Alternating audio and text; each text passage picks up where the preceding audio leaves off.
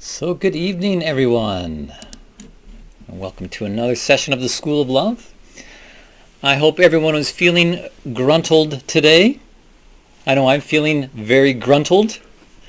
I hope everyone here in the loft is feeling gruntled, and everyone in the Zoom room is feeling gruntled, and on Facebook Live, I hope you're all feeling very, very gruntled. And of course, all of those watching the video at a later time. Wherever you are, whenever you are, may you be greatly gruntled.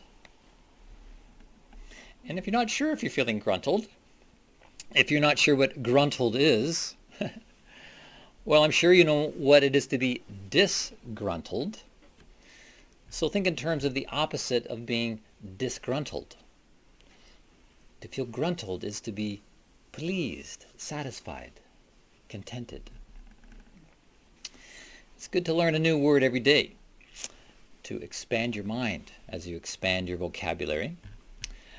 And if you're not feeling mind expansion, but maybe rather feeling disgruntled due to the COVID-19 pandemic, perhaps even a little lonely and isolated with the lockdown, did you know you can always go online and listen to the pronunciation of new and exotic words to lessen that sense of feeling lonely? Some of the people actually have very pleasing voices, sound gruntled. Give it a try while you're waiting for your social life to expand again. Which is why you're here in the School of Love, right? Preparing for the next phase of social expansion, of love. We started this new series, Higher Self, Higher Love, with the basic question, is love? This session is entitled Lower Self, Higher Self. A not so basic question, but an interesting one, with lots of aspects and edges to it, which I'm very much looking forward to exploring and unpacking with you. Lower self, higher self. Which is why this will be the main focus of this entire series. Not just so you have a knowledge of the higher self, but also of the lower self. And a working knowledge of both. Because in a sense, both are guardians of our lives, which we'll get to later on down the road. Or should I down the rabbit hole. But in this day and age, spiritually oriented knowledge needs to more than tickle our ears as it enters our heads. It needs to penetrate not only into our thinking and feeling realms, but also into our will realm, where it can become working knowledge. It working for us as we work it. Real knowledge has to color our actions. It has to color us.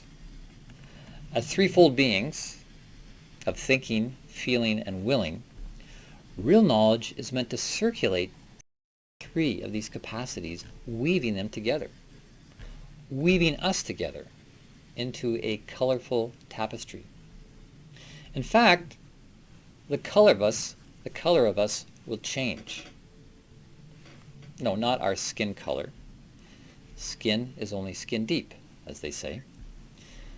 It will change the color of our aura, which is both deeper than our skin and expansive than our skin. The color of our aura is an indication of what permeates us through and through.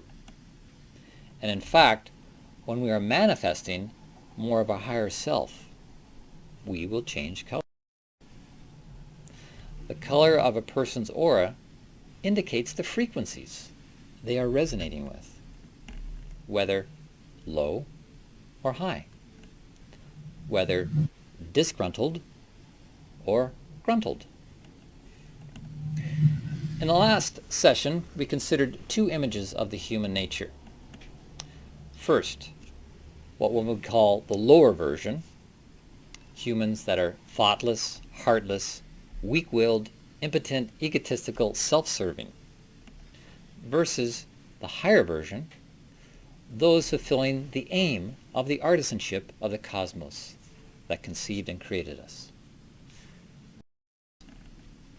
To raise individual, self-aware, self-directed, free will beings who live from a center of conscious, wisdom-based love and interconnectedness and service to the whole.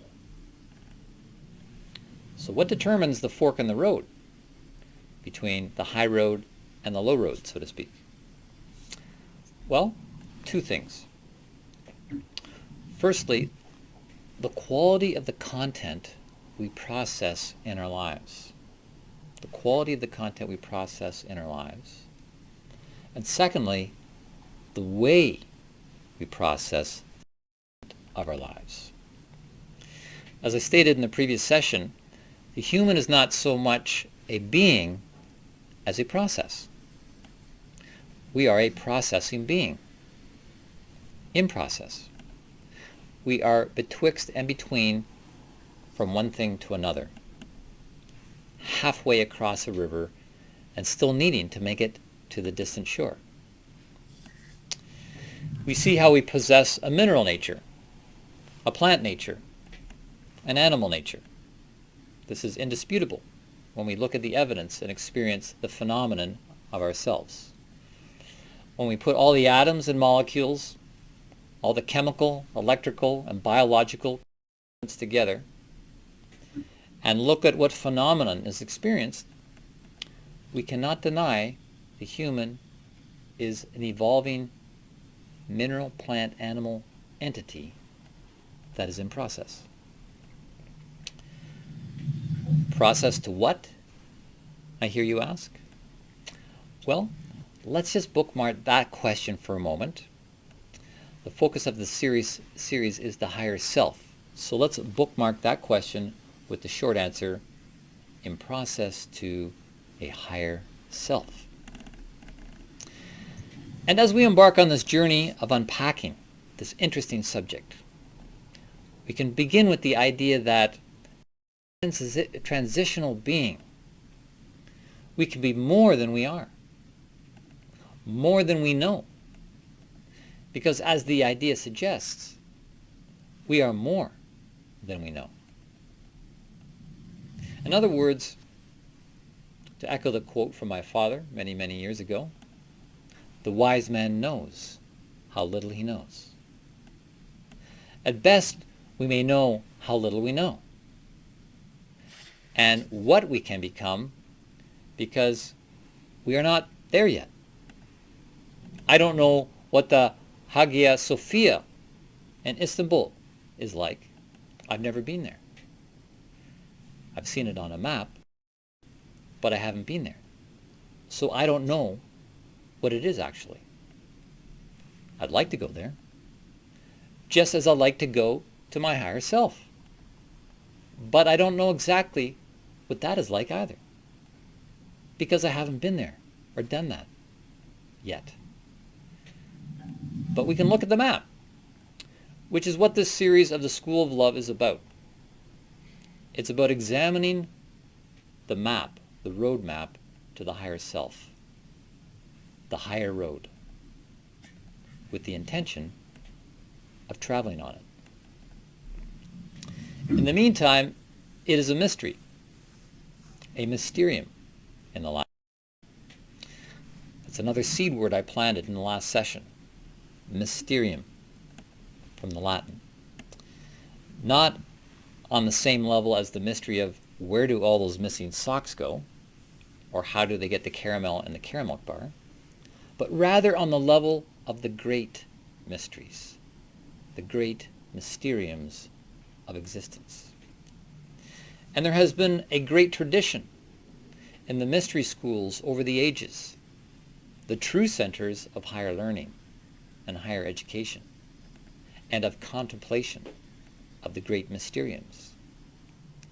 And this was done from a place of humbleness and of love.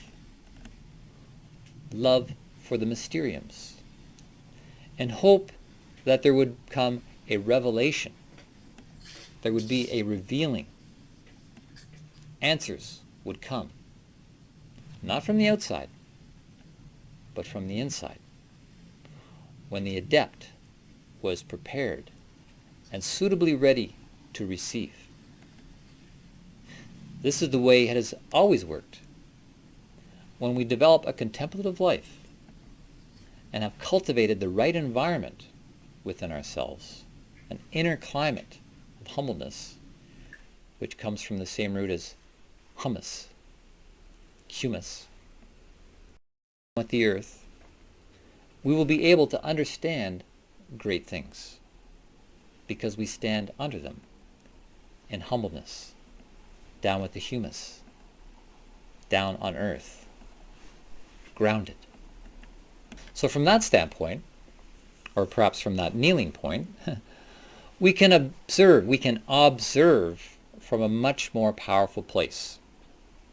Because when we observe and object from that place as a subject, we subject ourselves to the object and serve the object as we observe it. If you follow. This is the true heart of empathy, which is another theme we will come up upon in our unpacking of the higher self.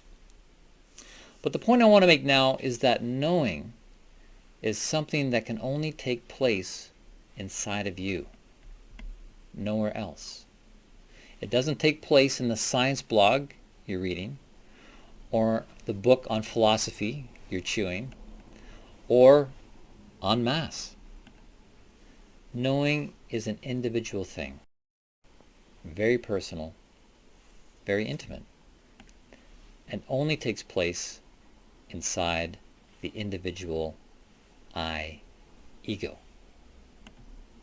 It may lead to mass knowing, and we certainly need a critical mass of the right kind of knowing to get out of the hole that humanity has dug itself into.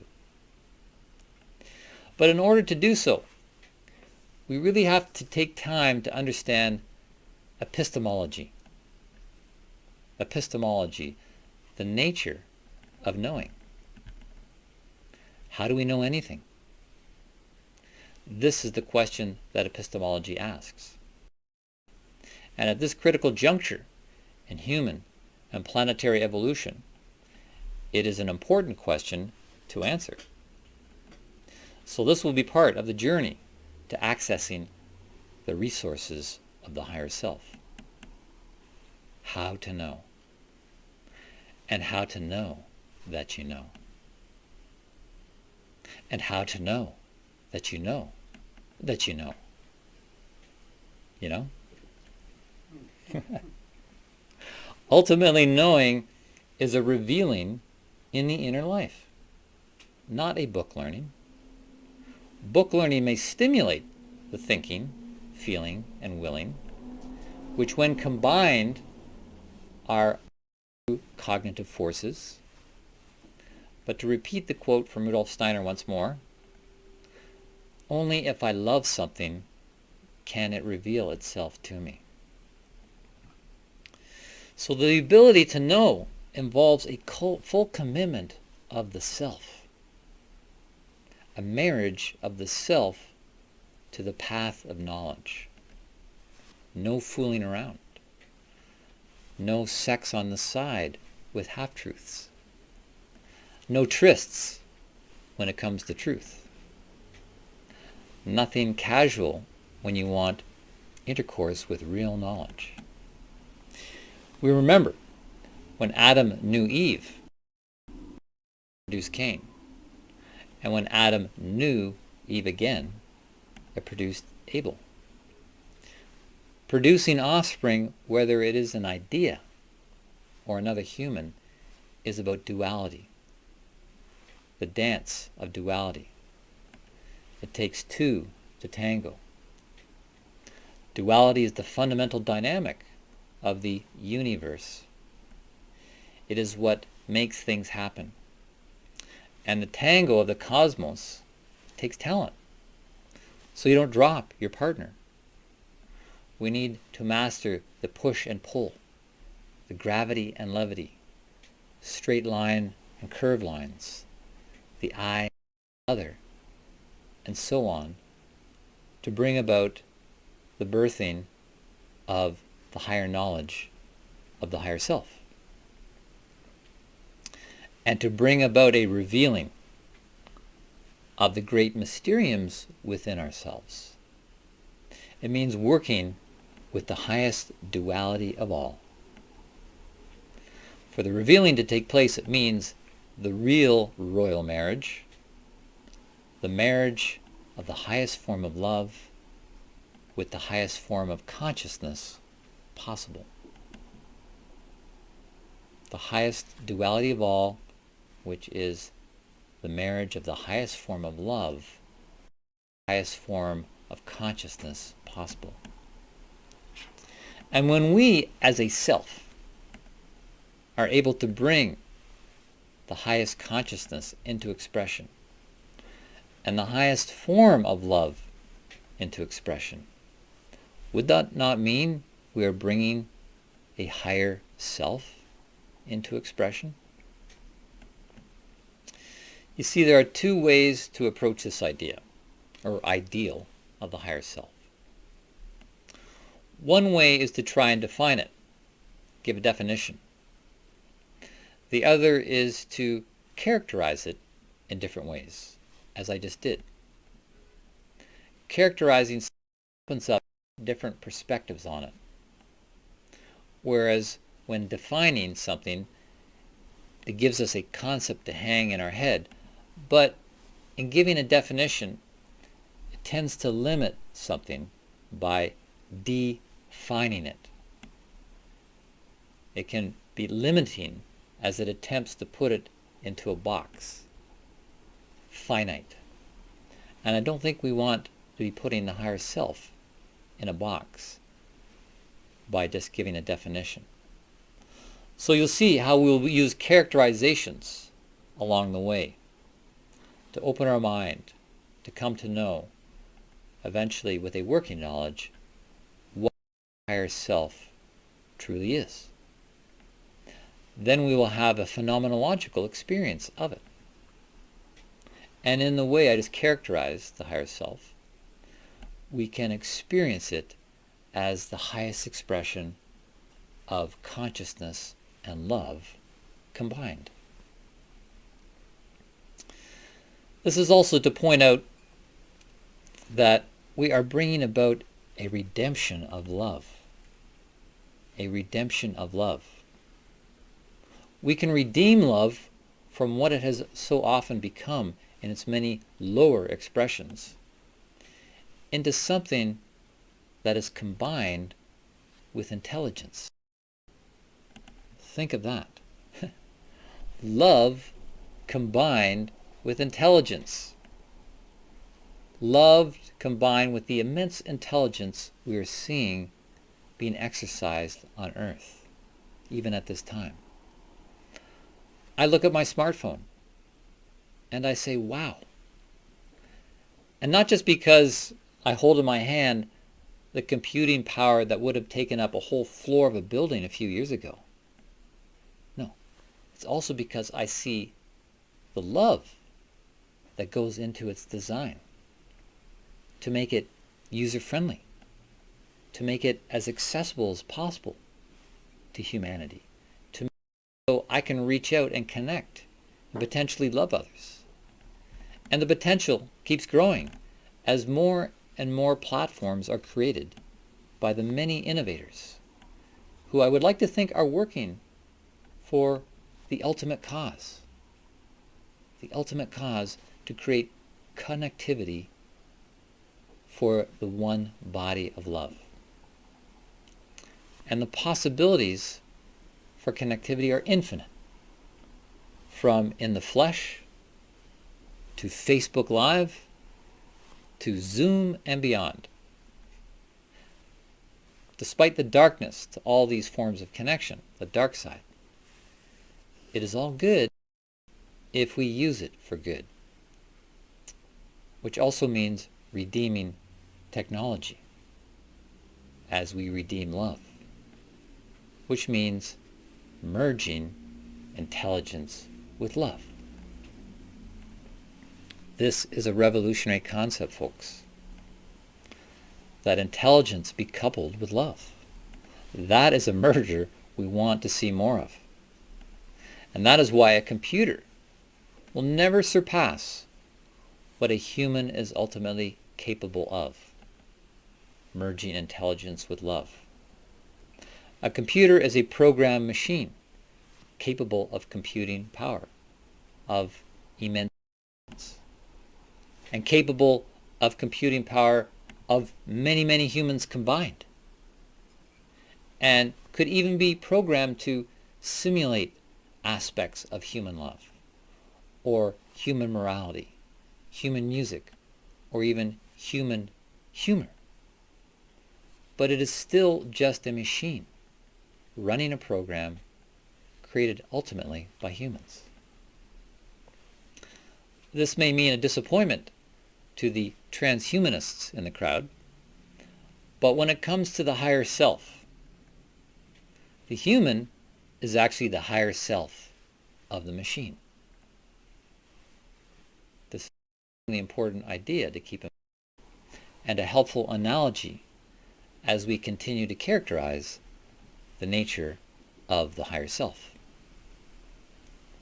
The human has the power to program things into a machine, such as morality, music, humor, and distinctly human character traits, because the human possesses these things.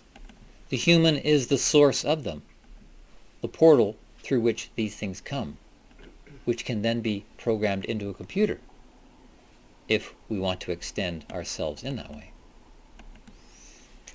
But a human is a transitional being, that if we learn to couple the duality of love and intelligence, will facilitate a transition into something even greater through the merger.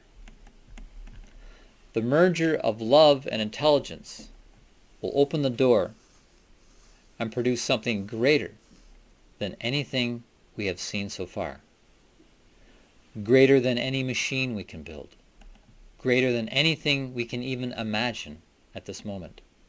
Something greater, which we'll just have to bookmark again with the words, the greater self. Now I've just introduced another new term, the greater self, as we continue to characterize the higher self with new words, new terms, new references, new ways of looking at it and referring to it. Doing this with the hope, of course, of bringing the higher self into being, into manifestation, so we can more and more know it. Not just through definitions and characterizations, but through realization, self-realization, or in this case, higher self-realization. This is the highest form of knowing. To know something by realizing it. Realizing, making it real. Making it real to yourself by becoming it, even if just for a moment. Becoming it through an inner act of empathy. So we are now into asking how. How to realize, how to make real, how to actualize, even materialize the higher self.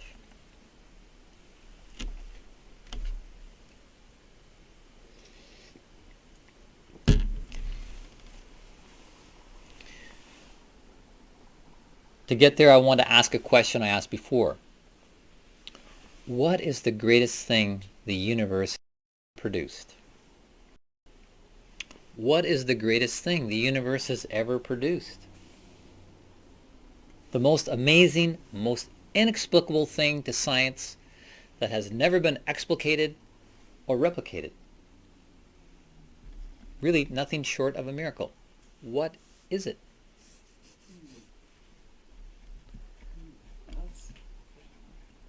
Give up? Consciousness. Consciousness. Nice shot. Free will. Free will, consciousness. It's always free will. All of us. All of us. You're right in a half sense. But where do all these things, us, consciousness, free will, start? A seed. A simple seed. Science has never been able to explicate or replicate a seed. The power of a seed is nothing short of astonishing. Out of a seed comes everything else. Life. Things that are living. A seed may appear lifeless, but no. It silently holds the potential for life. Same with an egg, which is technically another form of a seed. An egg seems lifeless. But then something living comes out of an egg.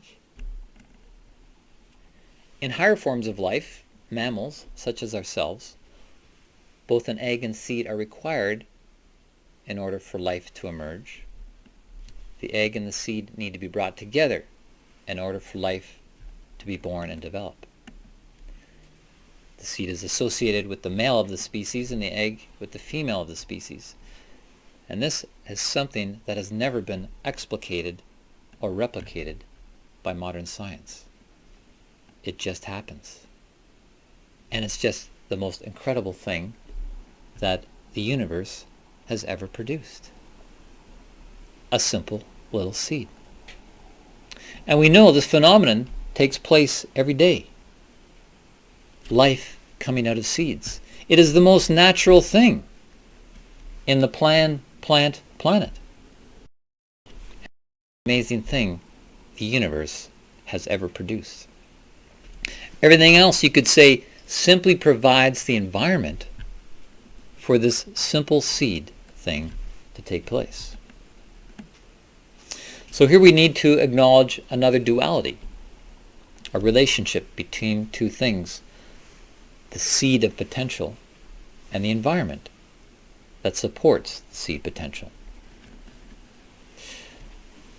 Now, it would be easy for me to just stop right here and tell you that the seed of potential that lies within the human is the seed of love. The seed of love. And that the universe is really just made of love. So the love of the universe rectifies, nurtures, and grows the seed of love in the human.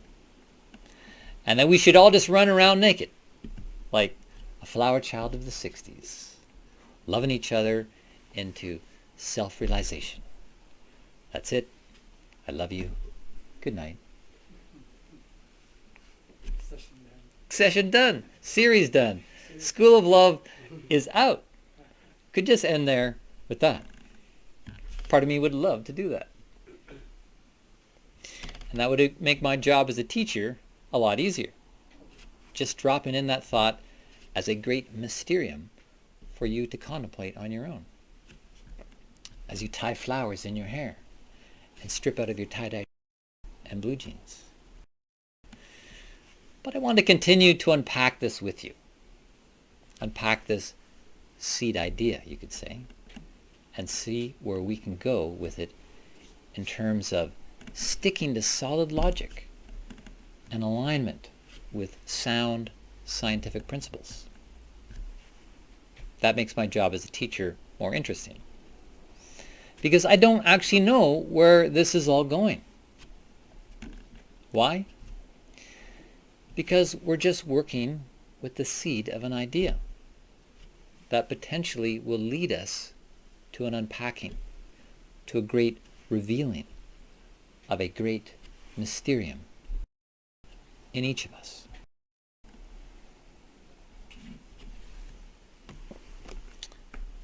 I'd like to repeat the meditation that we did at the beginning of the evening. So let's take a moment to just close our eyes and turn within into the inner environment.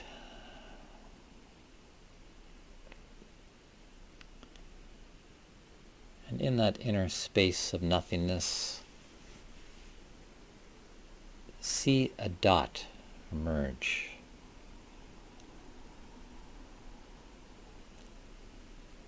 Simple seed dot.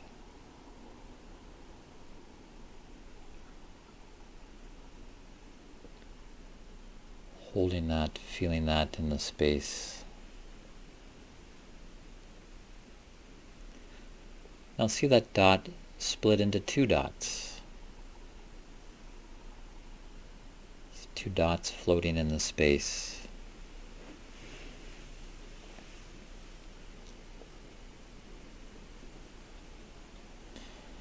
Now see a line form between these two dots.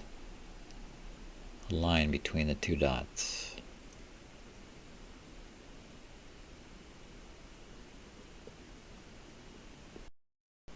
And you can let that line rotate in any direction. It can go one way first, and perhaps change direction and go the opposite.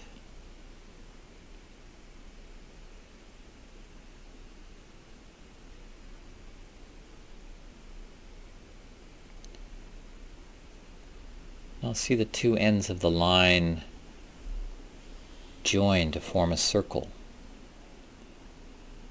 The straight line becoming a circle, holding that in space.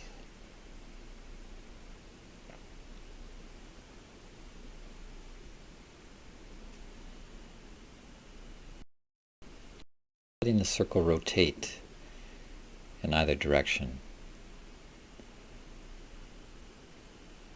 And perhaps seeing or feeling a sense of color about the circle.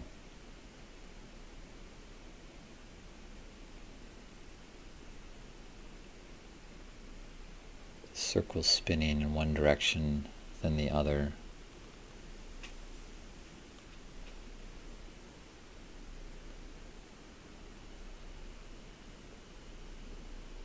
Now allow this two-dimensional circle to become a three-dimensional sphere.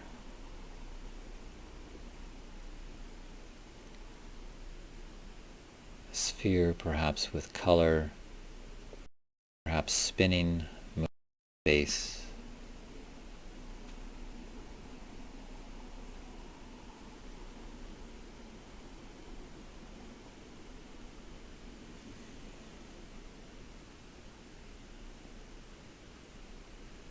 Feeling the sense of this three-dimensional sphere.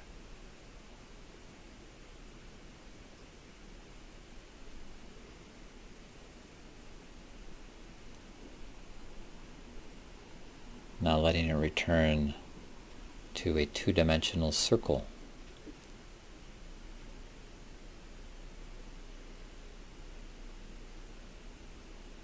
Again, perhaps with color, perhaps spinning as it floats in space. What direction is it spinning in? Just notice.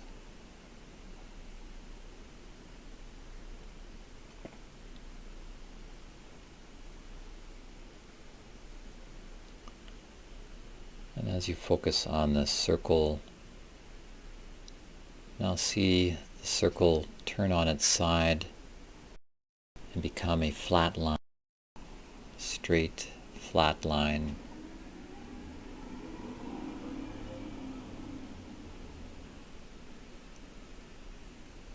Flat line in the space with a dot at each end.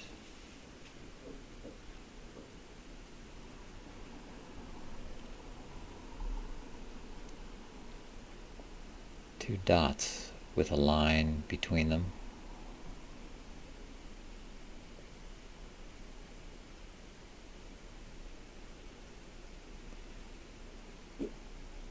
Now dissolve the line, leaving just the two dots in the space.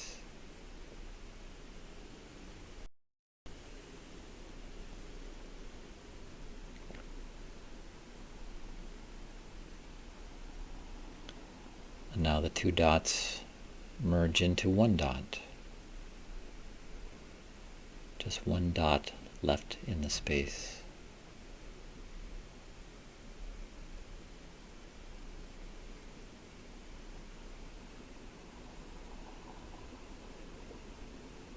And lastly, dissolving the one dot back into a space of emptiness. And let us continue with the work. We are beginning here, continuing with the premise that we can observe, serve through observing a phenomenon. The greatest thing that the universe has ever produced is a seed, which in itself produces something. Then we might ask, what is the greatest thing a seed can produce? A seed that the universe produced, what can it produce? Well, perhaps we can say a universe.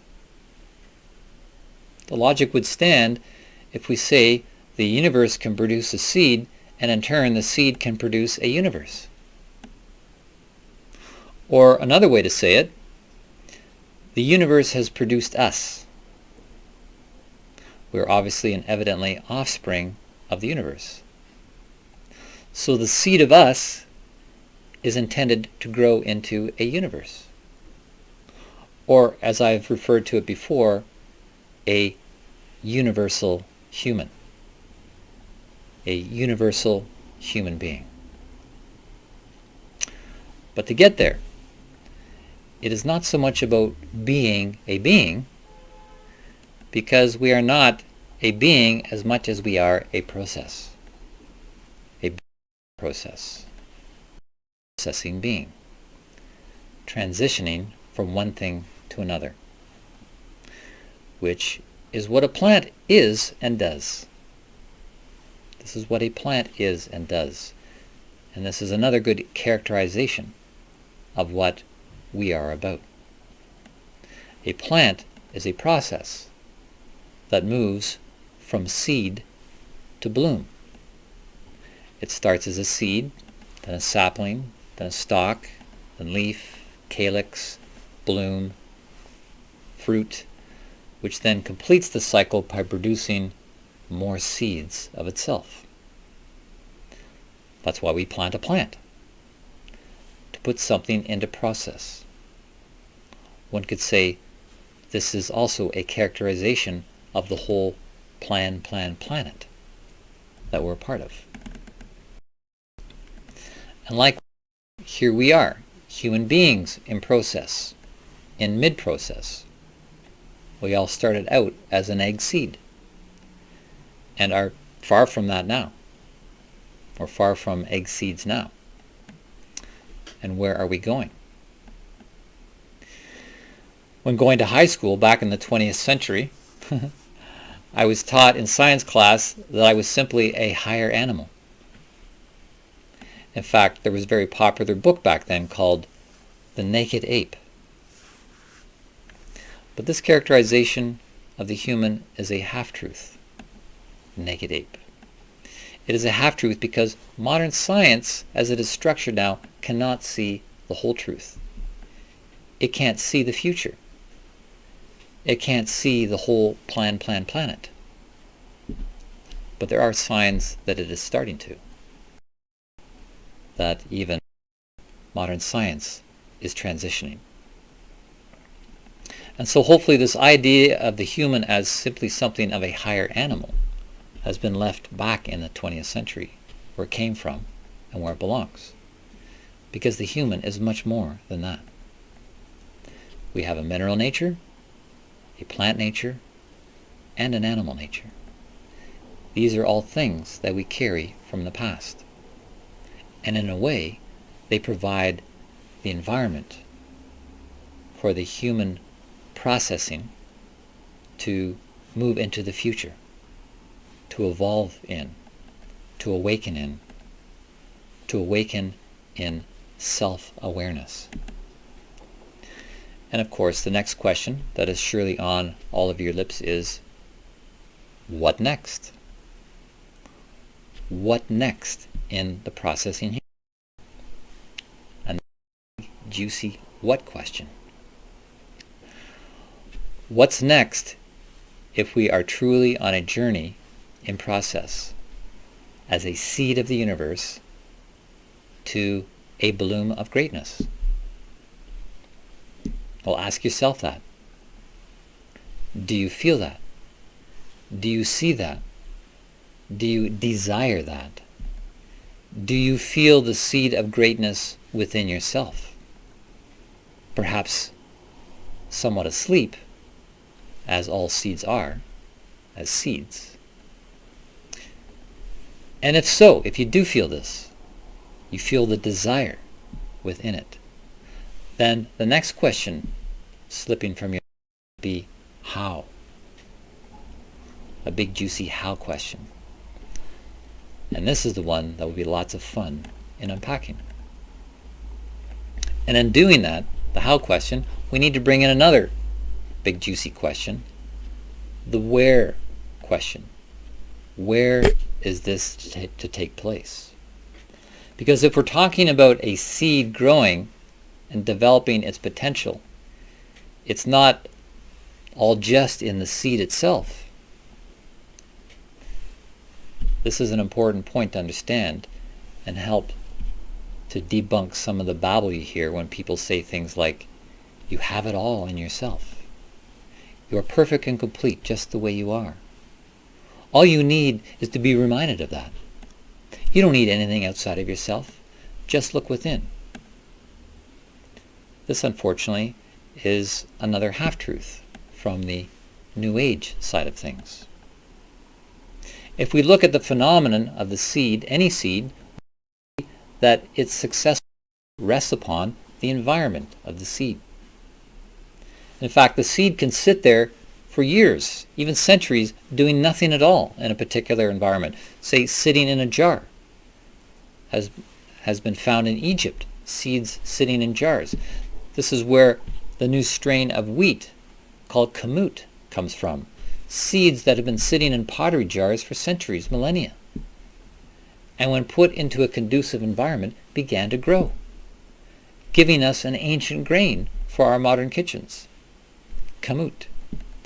Really the only grain I eat when I have a choice.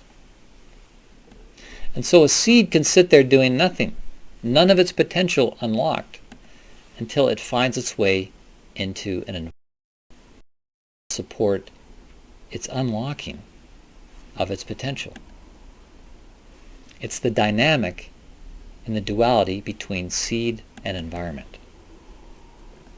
And so what is the environment that will unlock the potential of the universe within you?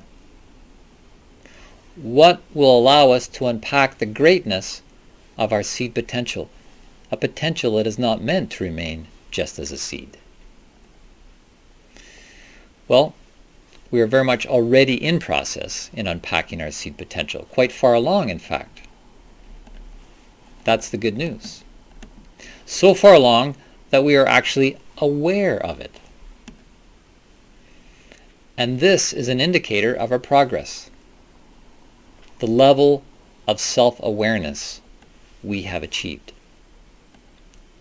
We have achieved a level of awareness of how we have a mineral nature, a plant nature, an animal nature, a human nature, and potential for an nature.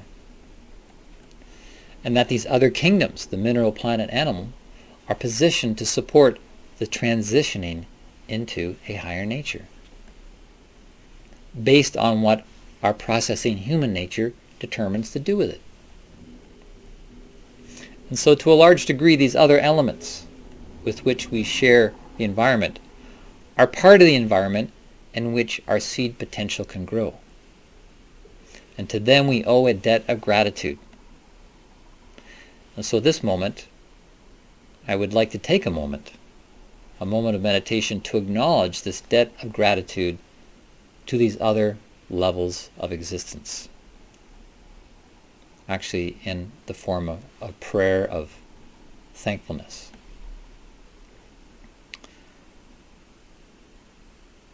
Let us thank all the things in the environment that support us, whose shoulders we stand upon, that are a part of us. The animal kingdom that is reflected in part of our nature. To that we give thanks. Let us give thanks to the debt of gratitude we owe to the plant world upon which we stand, and the animals stand as well, for the life the plants bring, hold, and offer for our ongoing sustenance, shelter, and enjoyment. And let us give thanks to the mineral world, the rocks, the stones, the soil that we literally stand upon, and is a part of our makeup. Let us be aware of all that is given to us through their beingness, their processes, and indeed their love. Their love for the great mysterium of the planet. Gratitude, gratitude. Thank you, thank you, thank you. Selah.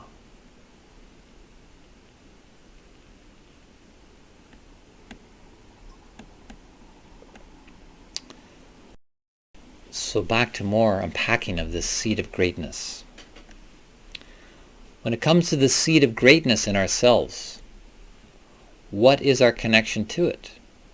Buried beneath the mineral, plant, and animal components of our being. It lies not only within the environment of these other things, but also within the self-awareness of itself. Within the self-awareness itself. The center of this seed of greatness is this self-awareness. And today it is certainly no longer just the seed. It is much further along than just the seed stage. And we are further along to the degree we are aware. I remember when I was a teenager, I started to take an interest in what books my parents had on their bookshelves. My father had books about business and a collection of joke books. My mother had books on cooking, flower arranging, and romance novels. Pretty standard stuff for the suburban set that I grew up in. But there was this one book on my mother's shelf, just a small paperback, with the title Awareness. Awareness. I liked just looking at the titles on the spines of books, but as a teenager I wasn't ready to open any books I didn't have to read. So I never actually read this book, and I don't know what it said. But I was fascinated by the title, Awareness. And I remember thinking to myself, I think I'm aware. I think I am aware. And there's a lot in those simple words. I think I am aware.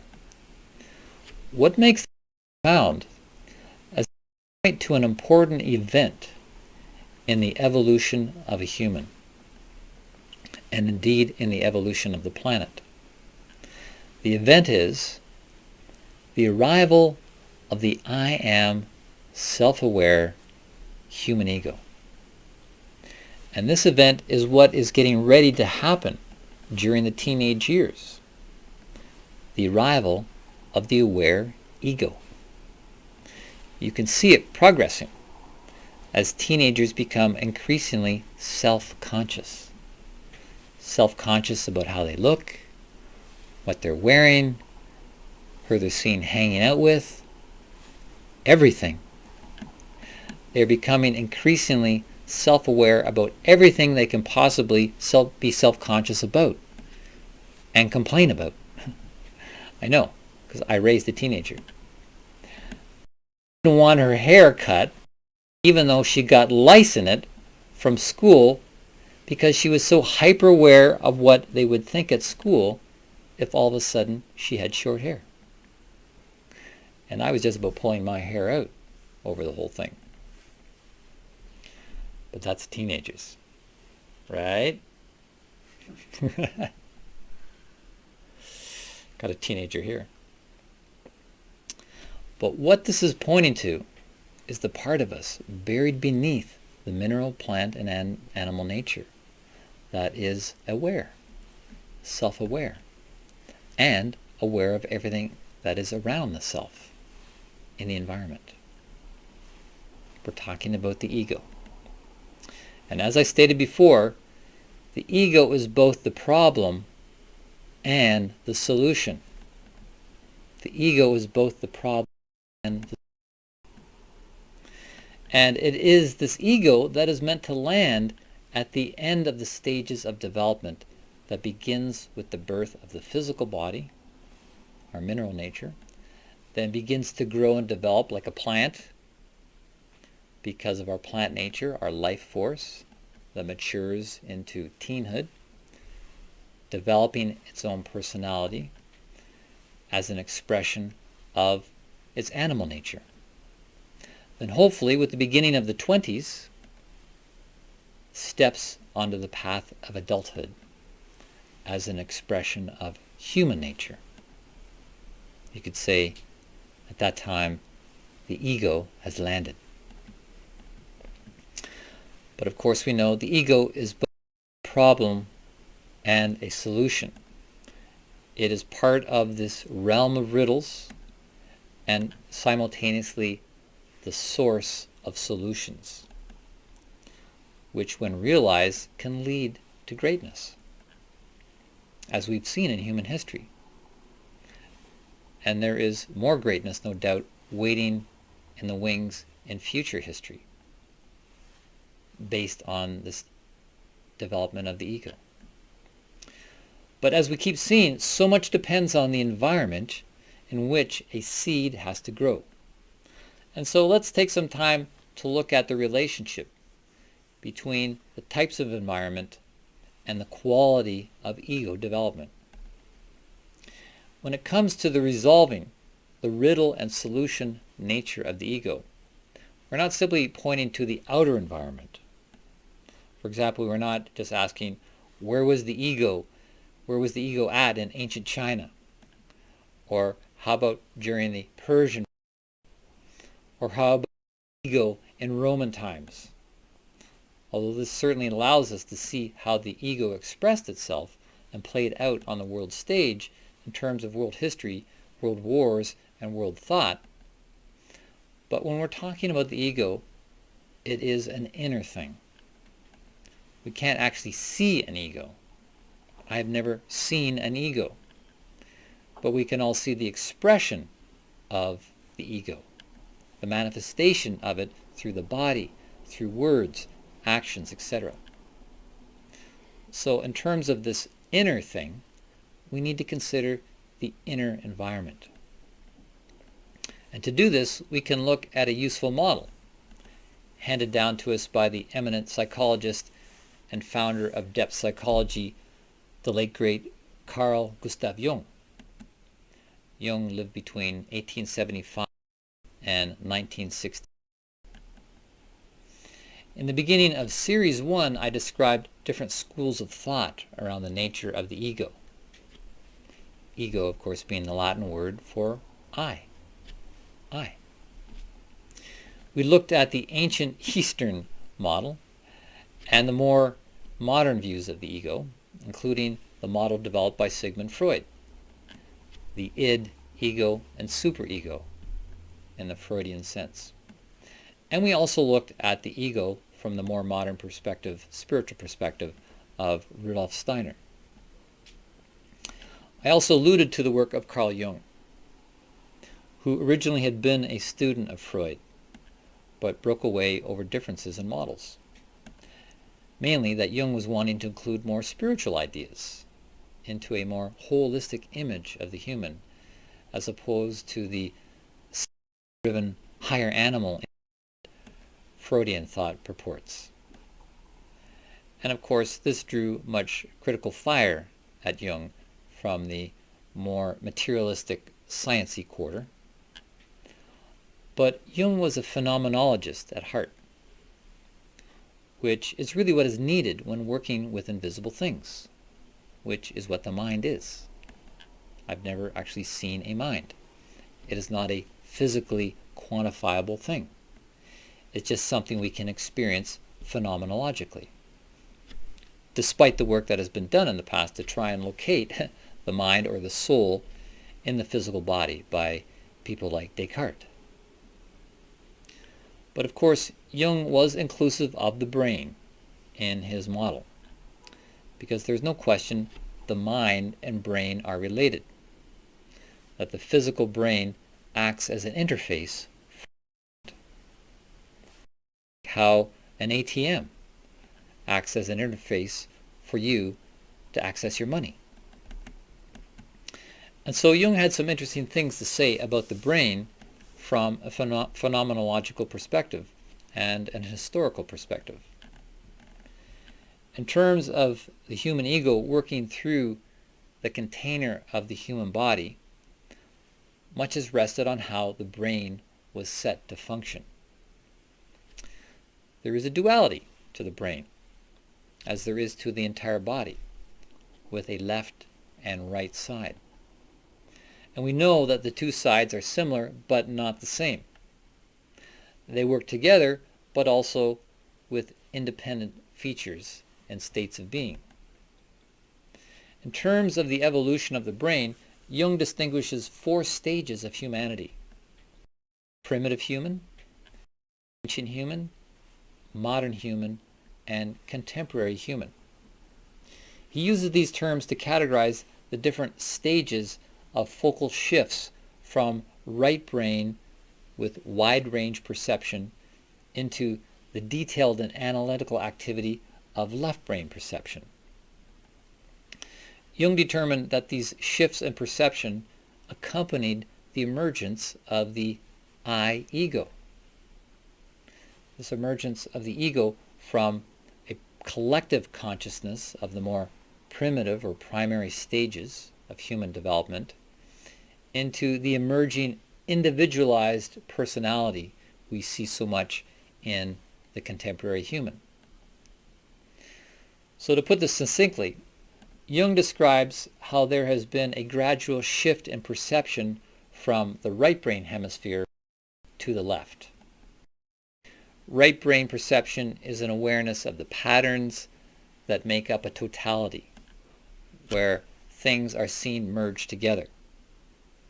For example, if I were given a long lecture in a monotone rhythm, which I'm not, I hope, and you had a hard time connecting to the details of the talk, you might begin daydreaming, drifting off into a dreamscape of images.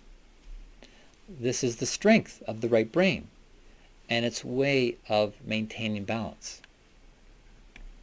Animals are more in their right brain and have a state of consciousness comparable to dreaming, to the human state of dreaming or daydreaming. And this goes along with the fact that animals do not have an individual ego, as humans have. Animals are in a stage where each species has a shared or collective ego. We can see this in how species such as a species of birds, a flock of birds, flock together. As Jung puts it, they function based on a shared consciousness or a collective ego.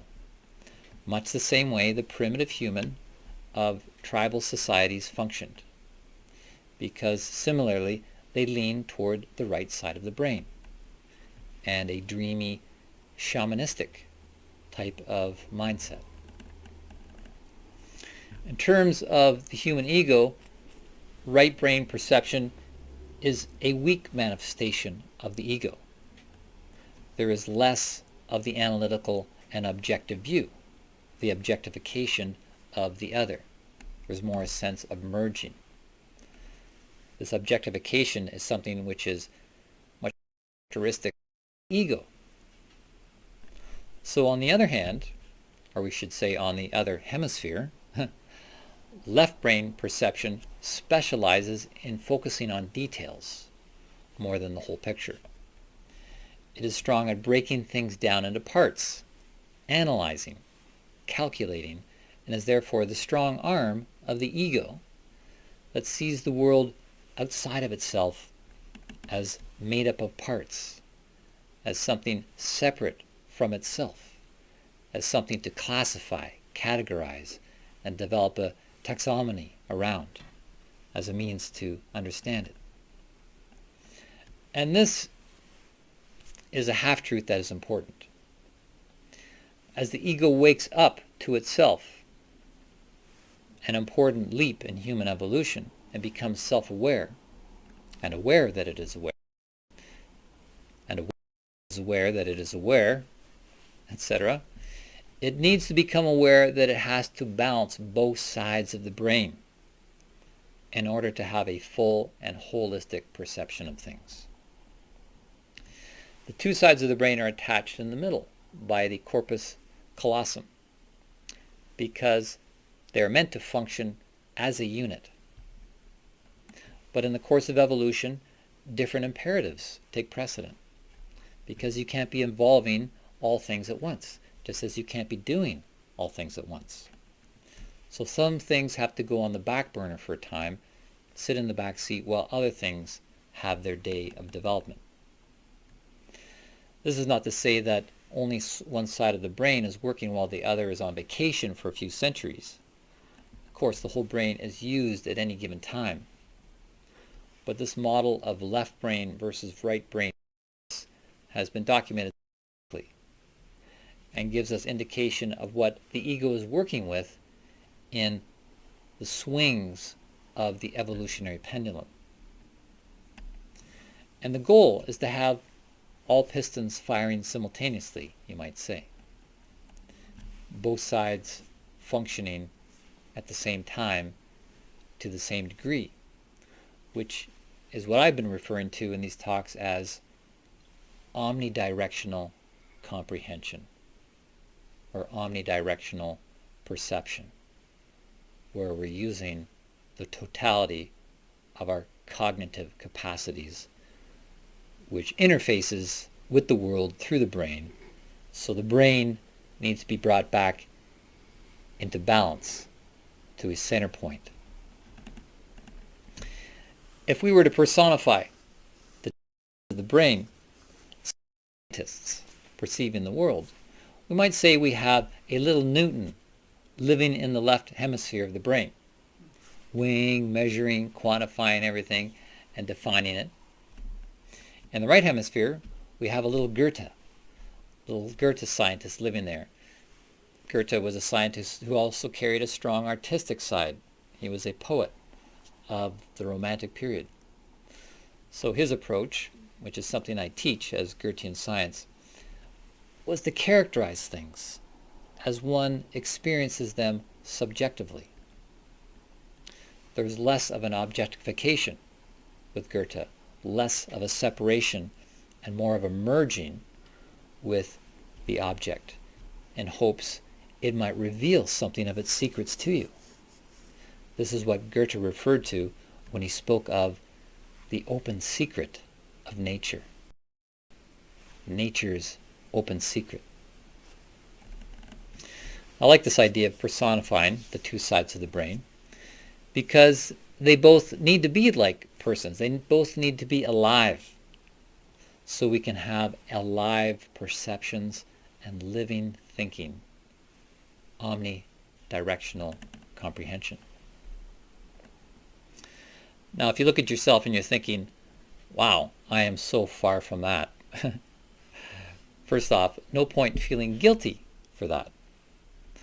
The way you are right now is not necessarily the result of your own doing. You are not entirely a product of your own creation. Up to this point, your life has been a shared creation between yourself and that which is around you, the environment, the people, the nature of the times you were born into, etc. A combination of factors the way you are. So there's no need to get down on yourself about the way you are. No point in getting down about it, especially when we're speaking about getting into higher love of the higher self.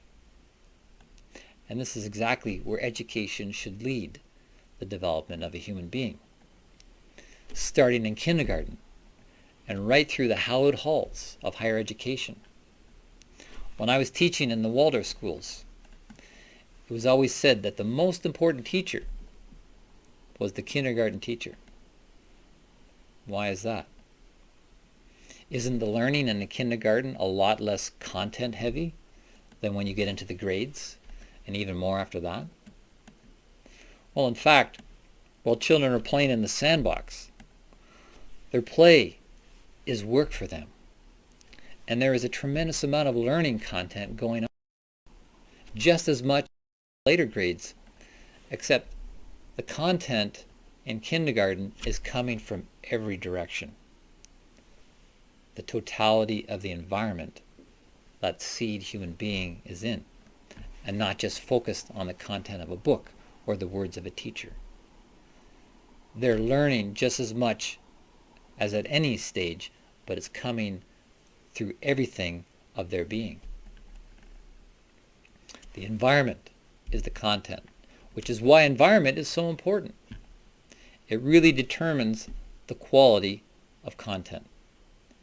And so a quality environment at the beginning of the school life lays the foundation for the life of learning ahead. That's where a love of learning, fueled by a state of awe and wonder for the great mysteries of life, should be fed and fostered.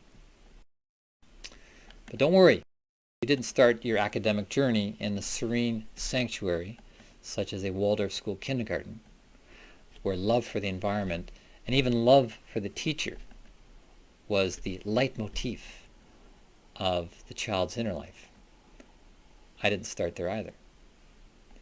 But we don't need to lament over this, because we all have things we carry from early life to work on, no matter where we went to school. It gives us something to work with for the following stages of our evolution and development. And you might have even made it through the higher echelons of schooling, through high school, then university or college. And maybe you experienced how left brain these environments can be, because they are set up in a way that is to serve the ego, which are to the left. And maybe these higher educational institutions, which are a manifestation of this brain imbalance, put you out of balance. And maybe your whole life has been out of balance as a result. So what then? What when you see how the imbalance of things has hurt you, forcing a life that is more disgruntled than gruntled? How can we bring things back into balance to move forward into a more balanced future? What we need then is a balanced environment. That will bring things back into balance, bring you back into balance. An environment that is conducive to growth of the self. That is the only way you're going to be able to grow up into your higher, to go from a lower state of being to a higher state, to become, in a word, gruntled, contented, pleased, and satisfied.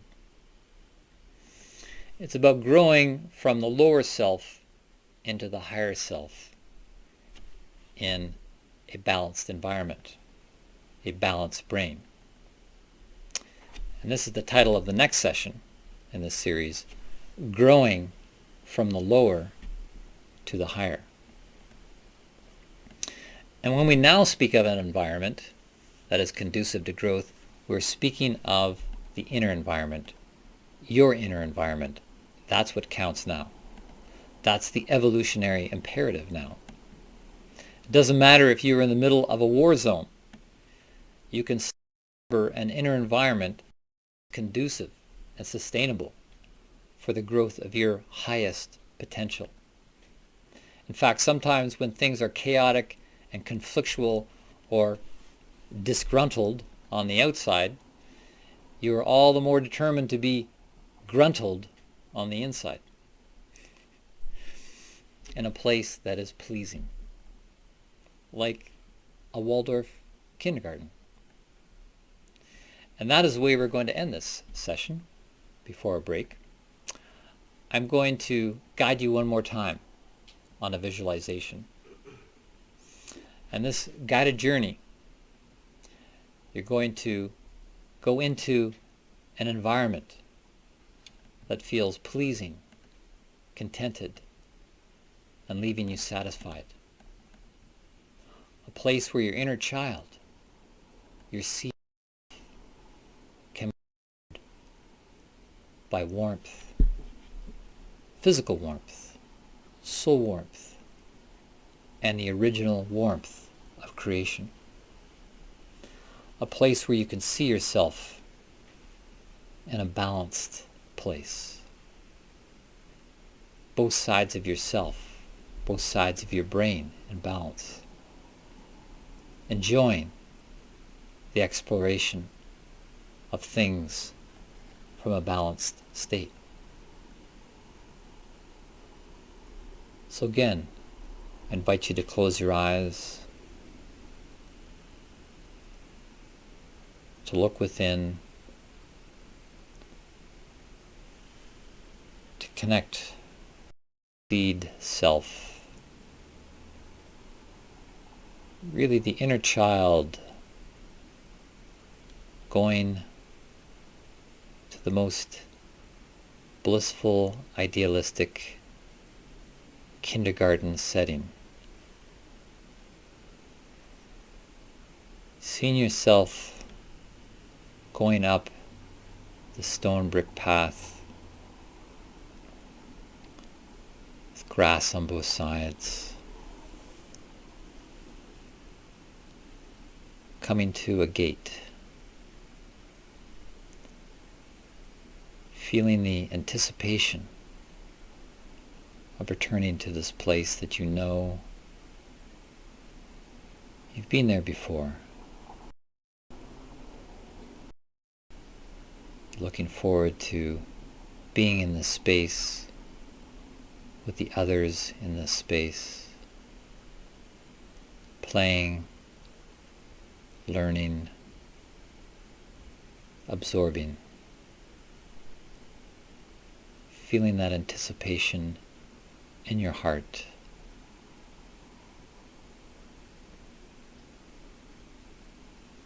You come to the gate. Someone is there to greet you. There's an adult, a teacher, whom you love, who opens the gate for you and invites you in with a warm smile and a cheery hello, speaking to you by name.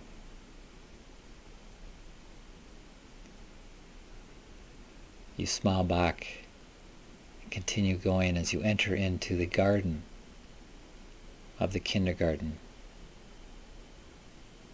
This protected space has a wooden fence or some stone wall, plants and shrubs containing it, containing this feeling of warmth, light, and growth.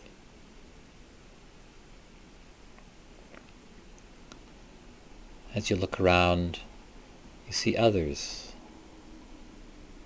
You feel delight that you're not alone, but with others. Others that you open your heart to. You pour your heart out to. That you are so excited to share your heart and your whole being with. What direction to go in first. But you see something. You see something that grabs your attention, and go to that.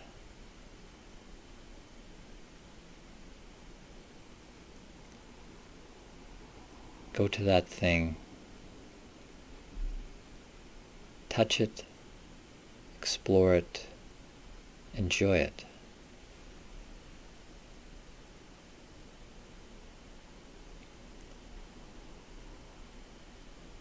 Knowing all along there's someone watching over you, making sure everything's okay there, and you can fully immerse yourself in what you're doing, exploring, learning.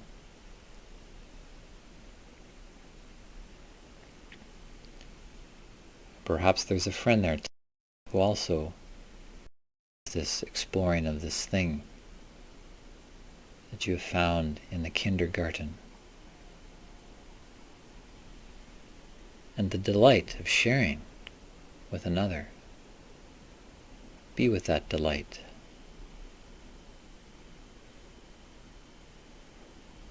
See the light shining upon it,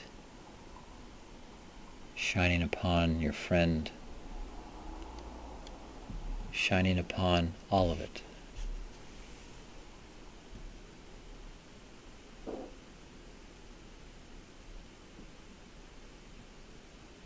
I'll leave you in silence for a few moments to continue to look around this kindergarten, to explore what goodness, beauty, and truth there is to be found there. Knowing someone is watching over you, taking care of the space, someone you look up to and respect as you continue to play and explore.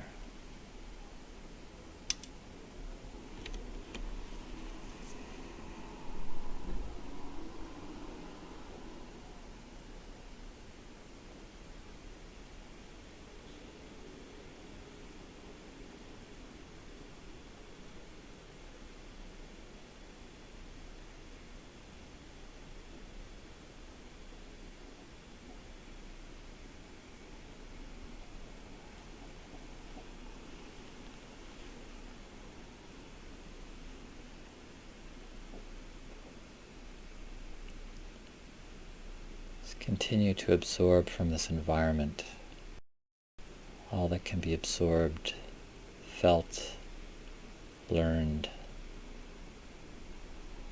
building yourself out of the environment like a seed that's hungry.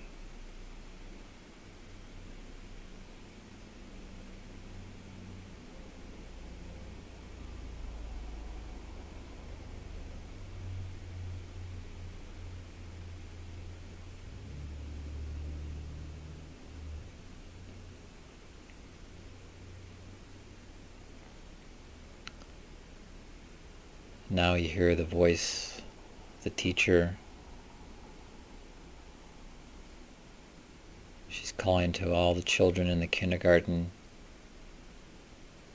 saying it's time to go inside. You'll be able to come out again at recess. Time to go inside. So you leave what it is that you've been exploring You and your friend go together, following the teacher, following the voice, moving to go inside.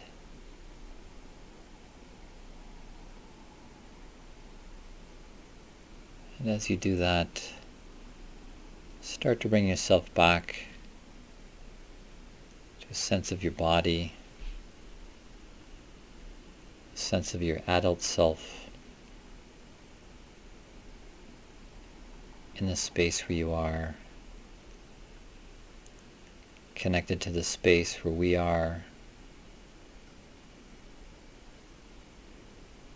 awakening to your senses.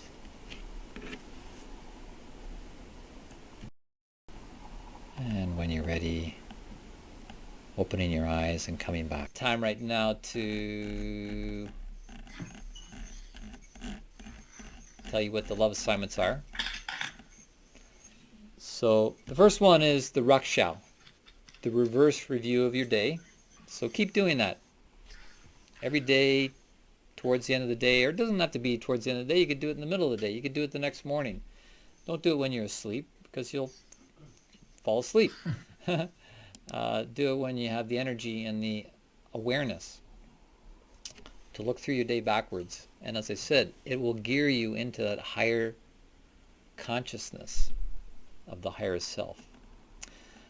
Then the next love assignment, number 2, is left or right brain dominance. And consider whether you are more right brain or left brain dominant.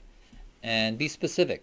Perhaps in certain situations you're more left brain, like when you're doing your homework in school and whatnot. While at other times you might be more right brain dominant.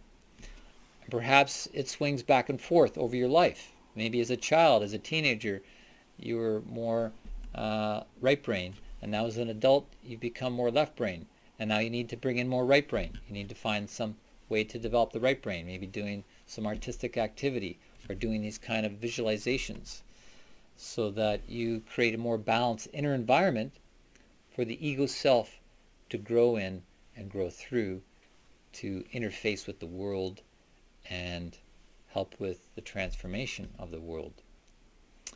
And then the second part of that, this is got a B part, consider those around you, whether they are more left or right brain dominant. And how does that make you feel? How does this affect you, the way you think, feel, and act when you are around these people with their either left brain or right brain dominance? And then the third one is called gruntled or disgruntled. So keep an eye on yourself. When I say keep an eye on yourself, this is using witness consciousness, again, this kind of higher part of yourself, to observe when you feel gruntled or disgruntled. And that's basically it, to have this awareness of your state of being, whether you're feeling gruntled, which is to feel pleased and satisfied and content, or disgruntled, which is the opposite. And let this awareness be an indicator of where the ego is in relationship to the lower self and the higher self. Because when we're more aware, have higher awareness, we're in the higher self. When we're less aware, with lower awareness, we're more in the lower self. And just bringing more self-awareness in itself can bring a shift to a state of our being. Just being aware can produce a shift, perhaps a shift from being disgruntled to gruntled. And then lastly, as I mentioned already, take time to do an eyes closed visualization, similar to the one we worked with, being playful with geometric forms, allowing them to morph from one shape to another, going from 2-dimensional to 3-dimensional and then back again. Let them spin in the space, taking on different colors, and experience how the phenomenon of this makes you feel in your energy, how it feels in your brain,